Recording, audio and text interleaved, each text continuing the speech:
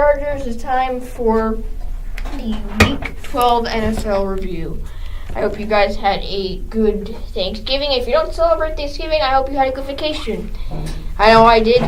This is going to be a bit of a special recap because instead of roasting teams, I'm just going to say what each team should be thankful for in the spirit of Thanksgiving. So here we go. We're going to start off with Thanksgiving Day games. We're starting with Bears versus Lions, 23-16 victory by the Bears. And the Bears need to be thankful for their great defense. Last year they had a decent pass rush and a below-average secondary. And this year, Khalil Mack has basically helped everything. You have one guy that can get pressure on the quarterback. Everyone else's job is easier. They need to be thankful for trading for him, even though they just completely gutted their future picks. But it was worth it. They're now a contender, 8-3, I believe. I think I just messed up, but it doesn't matter. And the Lions need to be thankful for future / present star Kenny Golladay. Kenny Golladay is just a tank. He had a little bit of a down stretch where he didn't even total 100 yards in 3 games, but now he's rising back up. They need to be thankful that he is saving their lifeless offense. And Falcons versus the Saints, 31-17 victory for the Saints. And the Saints need to be thankful for their defense. Cameron Jordan's a beast. Nobody gives him enough credit. They got pressure to Matt Ryan, stopped a very good attack by the Falcons. And as of recently, they've given up less than 30 points in the last 5 games. It's something they need to be thankful for. Not thankful enough. And the Falcons need to be thankful for Calvin Ridley. Even though he fumbled near the end zone, he's been another dimension to the passing attack. You had Julio Jones, decent speed, tall, can catch well. Mohamed Sanu, kind of the same thing. And you have Calvin Ridley, who brings the best of both worlds through his speed and athleticism and his ability to make some tough catches despite not being that tall. And he's really opening up room for Mohamed Sanu and Julio Jones as well.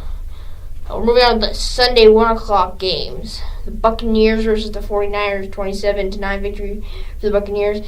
And the Buccaneers need to be thankful for Mike Evans. Mike Evans is their only star on their offense right now, or on the entire team for that matter. And they need to be thankful for the fact that they have a 6'4" guy that can just catch any ball that comes his way. Because, you have Jameis Winston and Fitzpatrick throwing. They might throw 500 yards away from the target. So Mike Evans has this big catch frame. The waiting approval for 49ers should be thankful for Matt Breida. They're not going to use Alfred Morris apparently. He's just gone. Breida had over 100 yards on 14 carries. This guy is a small, shifty back. I can see him having short-term success. I don't think this is going to be the success. He's not going to turn into a Barry Sanders, but he can be at least a reliable running back for an otherwise feeble offense. I'm still roasting teams, and I'm not supposed to. I love it. The Bengals versus the Browns, 35-20 victory for the Browns. And the Browns need to be thankful for the fact that they got a win. They've won 4 games this year. No, I'm just kidding. I'm sorry to all you Browns fans. They need to be thankful for David Njoku. They finally have somebody to throw to on this offense. David Njoku is the tight end. He's a very underrated tight end. I think that people need to start looking at him because people started to look at him. He had a bad game, and then everyone's like, oh, and left.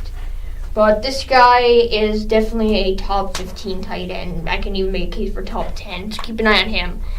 The Bengals need to be thankful for Joe Mixon. He doesn't get enough credit. He's going to have over 1,000 rushing yards. And if he doesn't have an injury, he keeps on the same pace.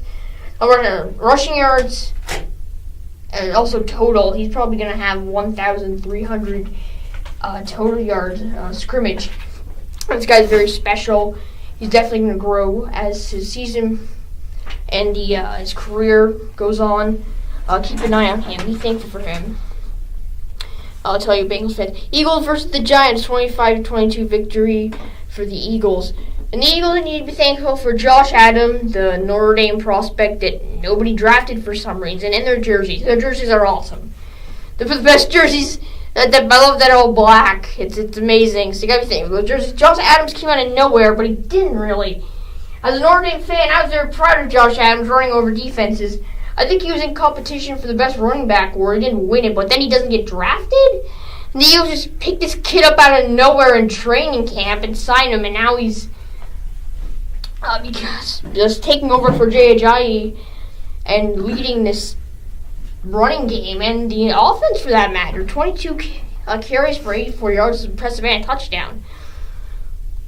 And for the Giants, they need to be thankful for Saquon Barkley and a good draft pick.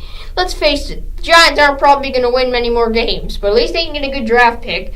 And that's 2 years back-to-back where you have a good draft pick who might be a top running back, and he's a top running back now. He'll be a top running back in a couple years, and then you have another good draft pick to supplement that. So that's what you need to be thankful, Giants fans. The fact that you're going to have a good pick and Saquon Barkley's a beast. Anyway, that'll end of the Week 12 NFL Recap Part 1. I hope you guys did enjoy, and I will see you next time.